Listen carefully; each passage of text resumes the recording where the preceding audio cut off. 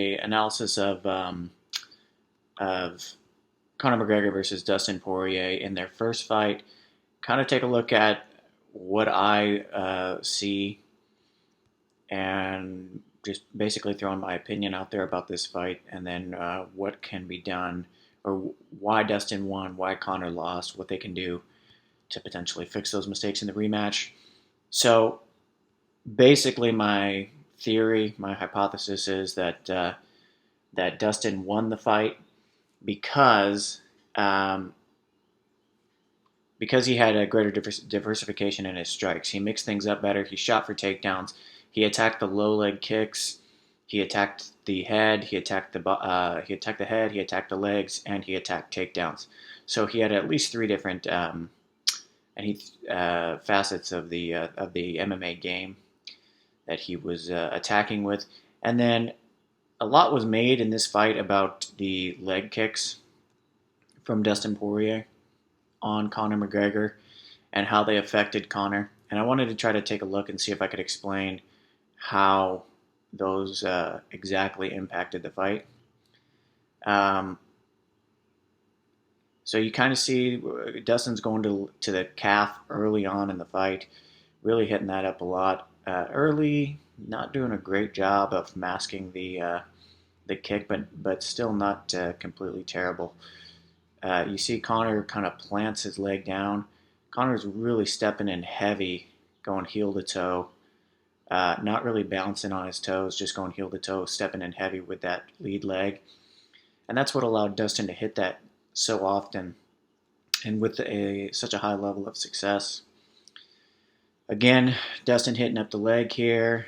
I think that Dustin's game plan was to take Conor down and or maybe not even to take him down, but to force some grappling exchanges to try to wear Conor out.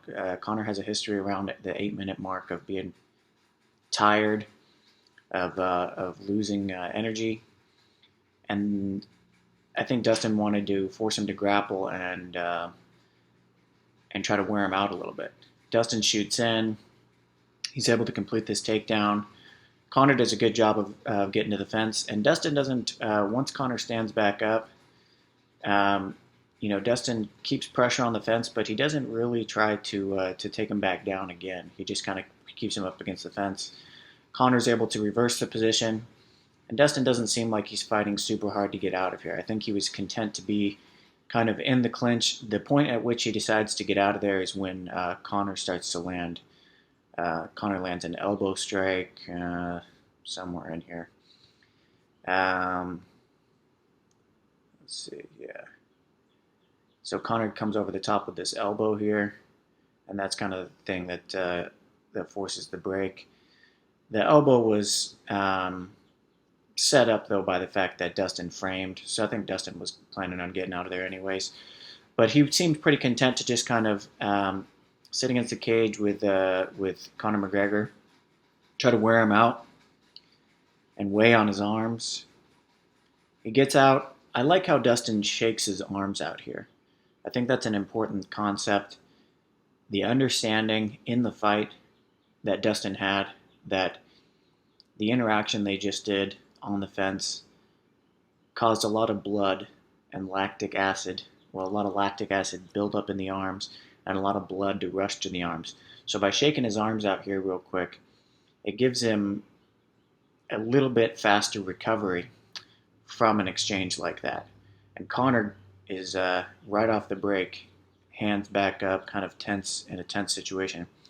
Another reason why I think Dustin won this fight is because of his use of feints. Dustin feinted more than Conor in this fight, and to me that's an important thing because if you can get somebody to start biting on your feints, then they burn up energy, and you can be a little bit more effective. Conor didn't seem like he was feinting very much in this fight. He did move his hands a little bit, but not really feinting. So he was constantly in motion, but you see how Dustin here is throwing his jab hand out. He's kind of like, he jabs the air basically 3 times here. So he shot that takedown. The takedown was defended here by Conor. Again, another thing that I think Dustin, again, revisiting what I said earlier, that Dustin won this fight because of how he mixed things up. And then right off of the shot, he goes straight into his feints. Pumps one jab out, two, three. So he's pumping his jab into the air, feinting there. Those aren't, I mean, clearly those are not actual strikes. He's just throwing stuff out there to see how Conor's reacting. And Conor very rarely feinted throughout this fight. You see, when Conor looks like he's going to throw a jab, he steps in hard on that lead leg and he actually throws a jab. And that does some damage to Dustin, but Dustin can pick up on that, and he does, and he starts attacking that lead leg. If you look at the back leg positioning here, I think that most people would tell you, most coaches would tell you, when you throw that jab, you want to be in a position where you can throw the two off of it. And Conor is, I mean, his chin is way up in the air. If you look, he's barely got his toes on that back foot engaged with the ground. So if he threw that two, there would be no power in the rotation. The power coming from the leg up when you drive in that hip rotation for that backhand. There'd be no power there. So to me, this is the critical mistake that Conor made in this fight, was just something extremely basic. His head was high. He planted too heavily on that lead leg, and his back leg was not engaged to throw that two. Well, for him, his southpaw two. And I'll show a little bit later why I think that's the case. I mean, beyond that one example I just showed. Again, Dustin does a good job, lateral movement, moving side to side. Conor's just kind of plodding forward, not really trying to cut him off with angles like he did earlier in his years. And then, so when you see here, Conor jumps in right here with that lead hand. He throws that two, and then he comes up, and he's planted on that leg. When he throws this uppercut, he's just not in a good position. He's off balance. He's on one leg. He's trying to fight like a flamingo here. And Dustin lands the first real significant punch of the fight, where he knocks Conor's head back into the side. And then Dustin points at him to let him know that he knows that rocked him. Conor's tough, though, man. That might have knocked some people out. Again, look at this. See how he's punching his hand? Dustin is punching Conor's hand. It's something you don't really see from Conor throughout this fight. Not a lot of feints, not a lot of fakes. He punches his hand, trying to see what he's doing. He sees that he's just standing there, so then he blasts that leg kick in. Again, just to point out that Dustin, again, with that lead hand, feinting. He's touching Conor's backhand constantly. So Conor's known for his left hand, right? So with Dustin standing in a southpaw position, his jab hand is on the same side as Conor's power hand.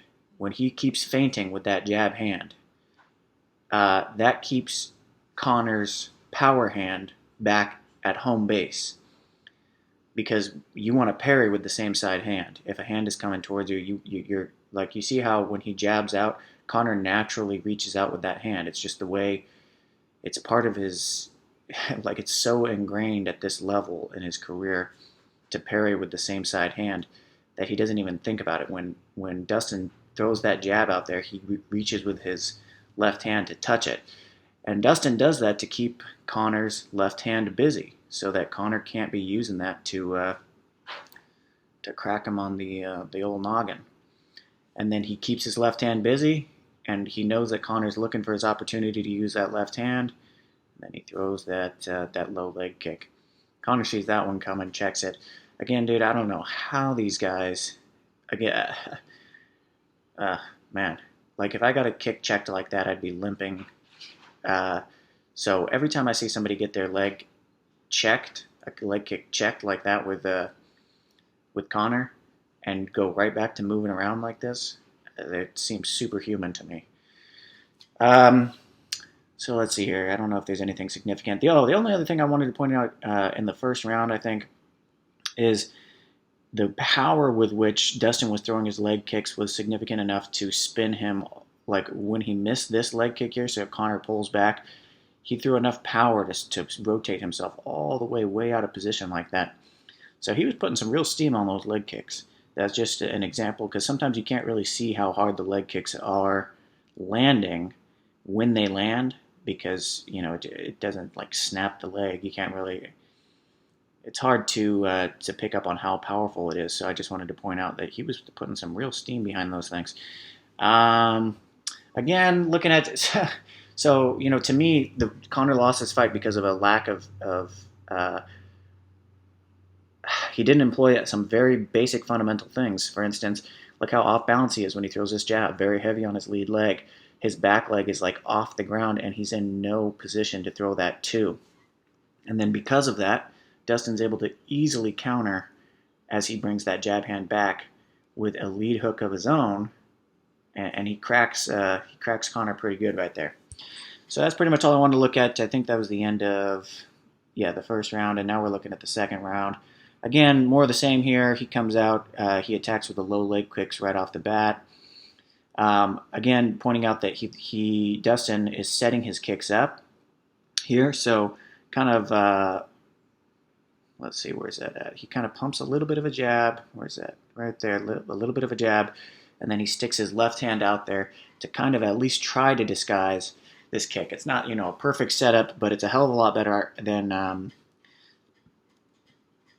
what happened with Chris Weidman and Uriah Hall this past weekend, which was sad to see, and I'll maybe show a clip of that later as a comparison between setting up a leg kick and not setting up a leg kick. Conor returning a leg kick of his own. See, now this is something, if you want to talk about how Conor can win the next fight, this is something he can do. Mix things up. Attack the legs, attack the body, attack the head, and get back to his karate stance of bouncing on his toes and not stepping in. You see this? This is like walking down the street here. Well, okay, not quite that drastic, but the way he's stepping in here, closing the distance, if you watch Conor's movement, that's not like the old Conor. That's not, he's not light on his feet, he's not moving in, he's not cutting off angles, he's walking straight forward. Again, I think Conor just lost this fight because of of not doing the fundamental things well. Good head kick here, though. I mean, he still does that. He can still crack, and he can still throw really good. He just needs to go back to doing what he was doing before. Mixing things together. And then here we see Dustin again landing that leg kick. Another leg kick landed by Dustin. And what are we looking at here?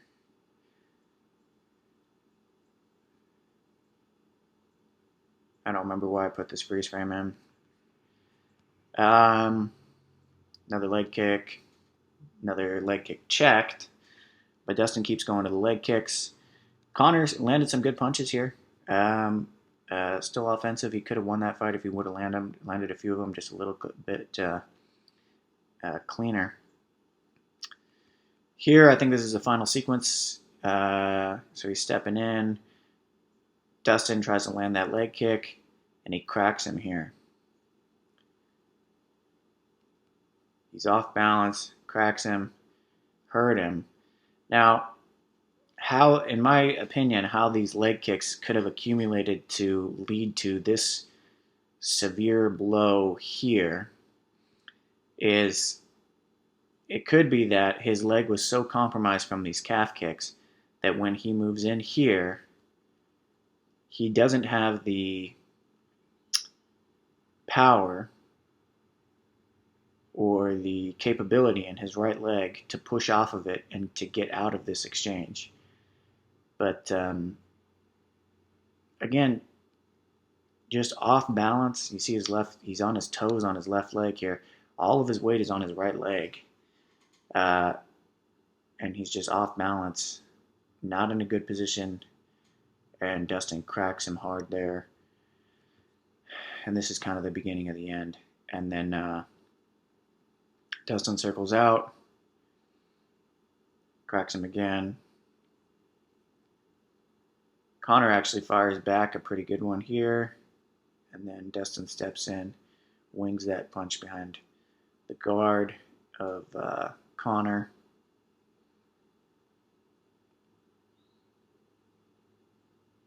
And this is the one that sits him down. So a lot was made in this fight about the leg kicks. Um, it's so funny. I just noticed that this fight ended at about total minutes of competition. If you count the minute rest in between, so we're at 2:30 into the second round. That's right around the 8-minute mark, and I believe that's right around, if I remember correctly, that's right around the same time that he got finished by, um, what's his name? Nate Diaz. I thought it was like the 8-minute mark, the 7 to the 8-minute mark. So it could be that. In my humble opinion, he was putting a lot of weight on his right leg, the one that kept getting eaten up by those calf kicks. I'm sure those calf kicks hurt, but I don't think they played as big a role in this fight being won by Dustin as people are thinking they did. I think it was a smart game plan by Dustin to take him down early in the fight, to put him against the cage, to try to wear him out a little bit.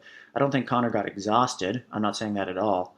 But I think he took away a little bit of the speed and the pop in Conor's punches by taking him down early. And that's really all he needed. He slowed him down just a little bit, and then Conor made some fundamental mistakes as far as balance goes and as far as movement goes. He was coming down the pipe, coming straight down the line a little bit too much, wasn't moving side to side, wasn't bouncing on his toes. He was off balance when he landed some of his stuff, and Dustin took advantage of that. Dustin was feinting, Conor was not. Dustin was moving more laterally, Conor was not. Dustin was attacking the legs and mixing things up with the takedowns, and Conor was not. So, in my humble opinion, that's why Dustin won this fight. And if Conor wants to win the fight in the rematch, he needs to get back to what he was doing before, mixing things together, mixing low leg attacks, attack the legs, attack the body, attack the head, not be predictable, use more feints, maybe switch stances a couple times. No, don't switch stances. Conor's really kind of a southpaw fighter, so forget I said that. But get back to what makes great martial artists great is the unpredictability and the mixing things together. And then a little quick look at how Chris Weidman threw that leg kick this last weekend in comparison to Dustin. Dustin was kind of jabbing, feinting, setting it up a little bit. You look at this leg kick here. This is like from a mile away, clearly a leg kick. And I hate to use this as an example. I've trained with Chris. He's a great guy. I love him. But that's a good example of how not to throw a leg kick. You want to set that up. Really, you want to set any kick up. But if your intent is to land a leg kick, you want to set it up with punches. And if your intent is to land punches, maybe set it up with kicks. I don't know. Yeah, brutal. Anyways, that is in contrast to how Dustin was landing his kicks. So hopefully you guys got a little bit out of this video. Hopefully you understand why I think Dustin won, why I think Conor lost, how I think Conor can win in the rematch. And for Dustin, I think he just needs to do more of the same. I think he had a brilliant game plan. Come back out if he wants to win in the rematch. Just come back out well-conditioned, do the same thing. Lots of feints, shoot some takedowns when the opportunity presents itself, land sharp, heavy punches, block Conor's punches when he throws them, and stay balanced. Look at the hip rotation here with Dustin Poirier. In contrast to how off balance Conor was through most of the fight with most of his punches, even when he's finishing him, shuffles in, and watch the pushing off of his back foot here in Dustin, pushing off the back foot, the knee turns down, he's putting his entire body behind that strong punch, and you very rarely saw Conor do that with perfect form in this fight. He just kind of lost focus on the basic fundamentals. And that's my humble opinion, but who am I? I'm nobody. Thanks for watching. If you stuck through, ladies and gentlemen, hopefully you got something out of this. Hopefully it was educational, and if not educational, at least somewhat entertaining. And if you didn't think so, or you did think so, leave a like, comment. Let me know if you'd like to see anything in particular, or let me know how I can do better. Thank you very much.